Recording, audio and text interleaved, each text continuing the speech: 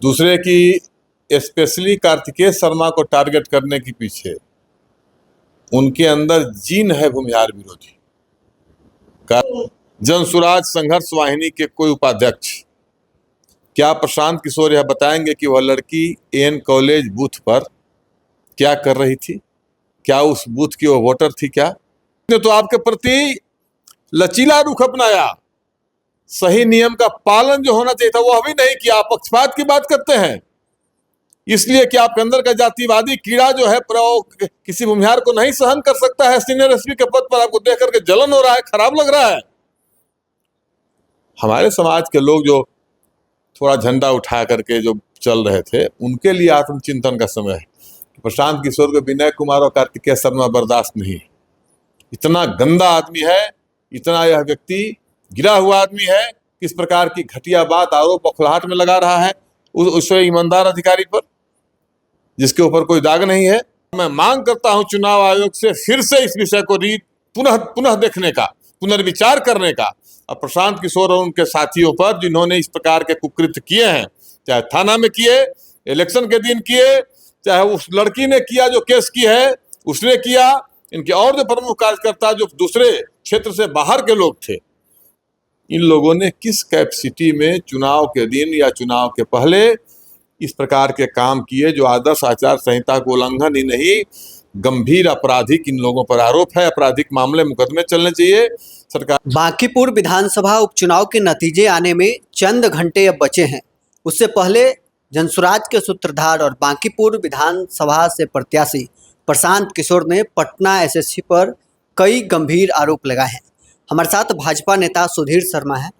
प्रशांत किशोर नतीजे आने के एक दिन पहले प्रेस कॉन्फ्रेंस में आरोप लगाते हैं, पटना एसएसपी को चुनौती दे रहे हैं, चुनाव आयोग के दिल्ली कार्यालय जाएंगे, पटना में आवेदन दिया है। देखिए, प्रशांत किशोर बौखलाहट में, और इस बौखलाहट में वे अनाप शनाप बोल रहे हैं।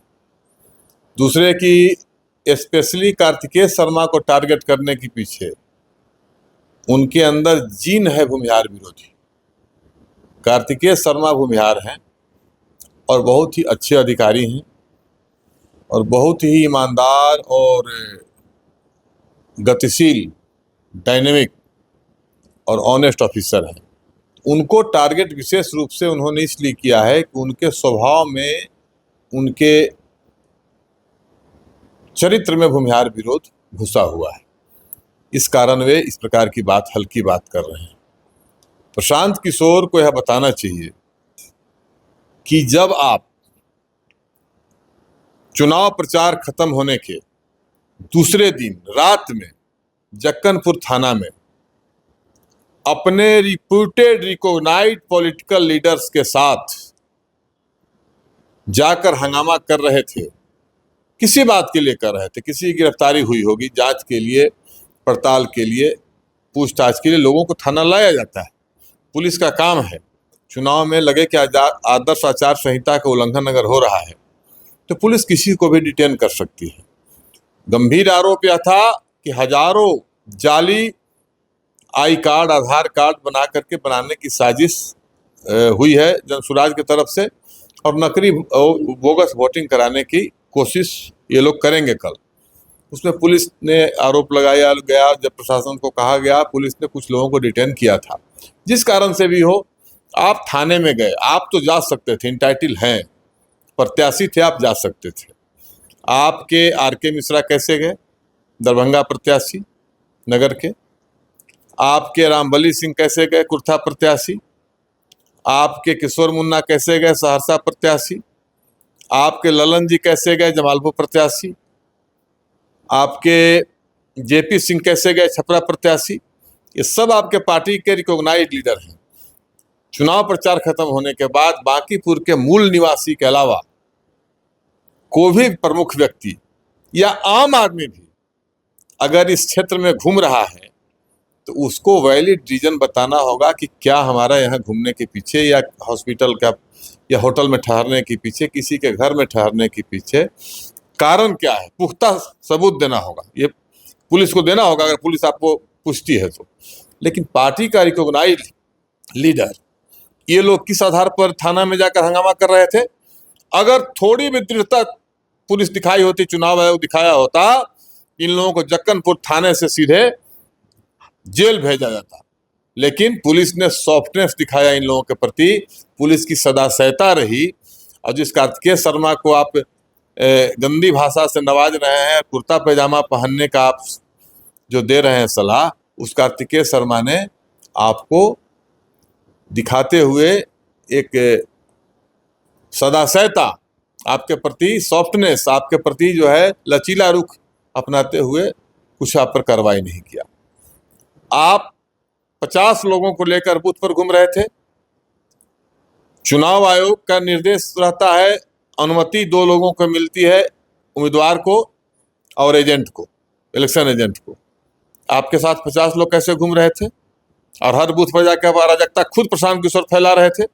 अगर पुलिस और चुनाव आयोग थोड़ा टाइट होता तो इनको खुद, क्योंकि ये 50 लोगों को लेकर मजमा बना के घूम रहे थे, इनको भी जेल में ठूस दिया जाता, लेकिन नहीं किया पुलिस ने। समझिए, जिस लड़की से इन्होंने केस करवाया है, जनसुराज संघर्ष वाहिनी के कोई उपाध्यक्ष, क्या प्रशांत किशोर यह बताएंगे कि वह लड़की एन कॉलेज बूथ पर क्या कर रही थी?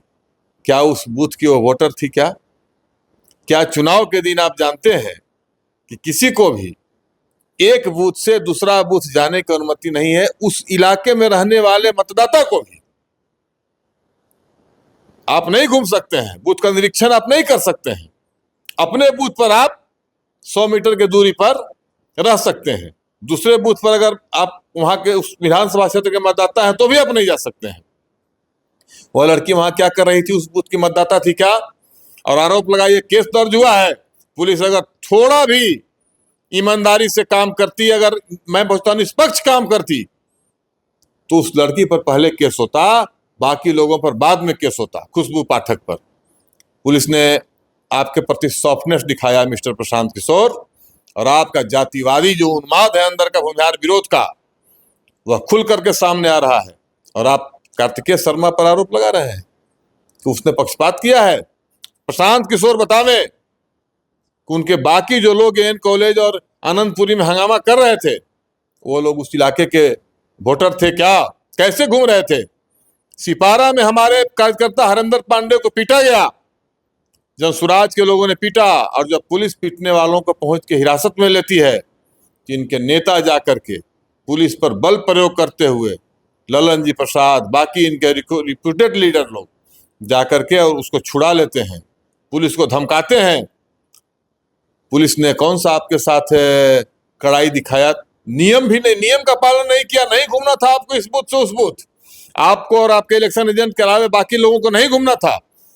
मैं मांग करता हूं आपके माध्यम से चुनाव आयोग से, और मिलकर के भी हम लोग मांग करेंगे और बात करेंगे कि प्रशांत किशोर और उनके सभी साथियों पर, ऐसे जो साथी जो चुनाव के दिन और चुनाव के पहले जो अराजकता फैलाए हैं, उदंडता किए हैं, चुनाव आचार संहिता का उल्लंघन किए हैं, उन लोगों ने आपराधिक कृत्य किया है।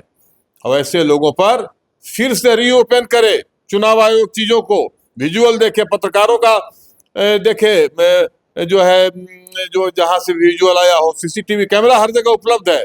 इन चीजों को फिर से जांच करके ऐसे लोगों पर मुकदमा हो, ऐसे लोगों पर मुकदमा करके इन लोगों पर जो है इन लोगों को जेल में डाला जाए। और जो लड़की केस की है भाजपा के कार्यकर्ताओं पर, उस पर मुकदमा होना चाहिए कि आप वहां क्या कर रही थी। आप कह रहे हैं कि पटना पुलिस ने प्रशांत किशोर के प्रति सॉफ्टनेस दिखाया है। वो तो आरोप लगा रहे हैं कि पटना के स्थानीय जो जनसुराज के 18 कार्यकर्ता थे, पुलिस किस हैसियत से उठा ली? मैं तो कह रहा हूं, मैं जो सवाल कर रहा हूं, बतावें कि थाना में आप जा सकते थे मिस्टर प्रशांत किशोर, आप कैसे अपने वरिष्ठ नेताओं के साथ थाना में गए? कोई नियम है क्या? ये आपके सारे लीडर्स थे जिनको चुनाव क्षेत्र से बाहर रहना था।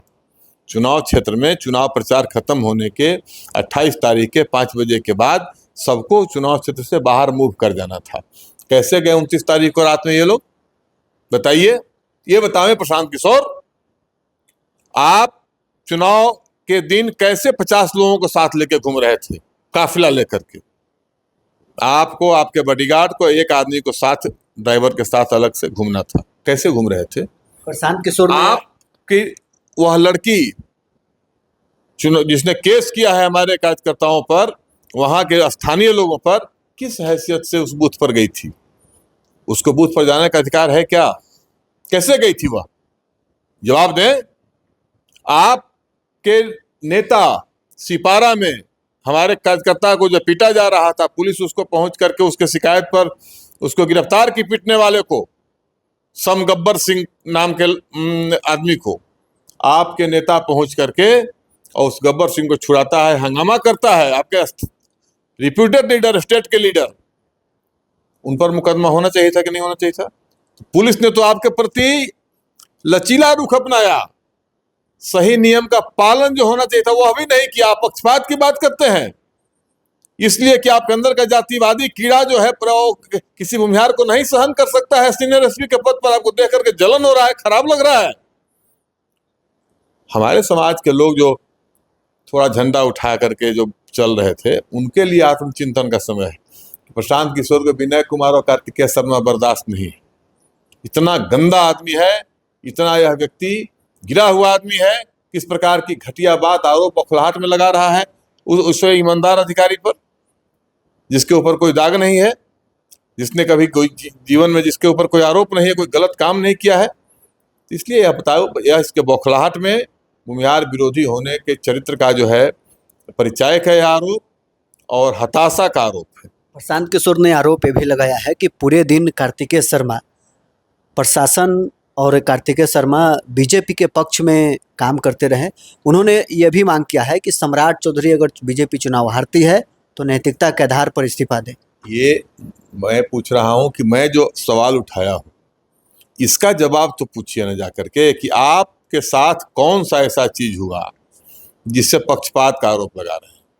आपके नेता साफ न है भाई कैमरा में, और जब किशोर मुन्ना ने रोका प्रशांत को, क्योंकि प्रशांत उदंडता दिखा रहे थे थाना प्रभारी के साथ, जो नहीं करना चाहिए था, वह सरकारी कामकाज में बाधा का मुकदमा हो सकता था, वह एनआरकी फैलाने का काम था थाना में।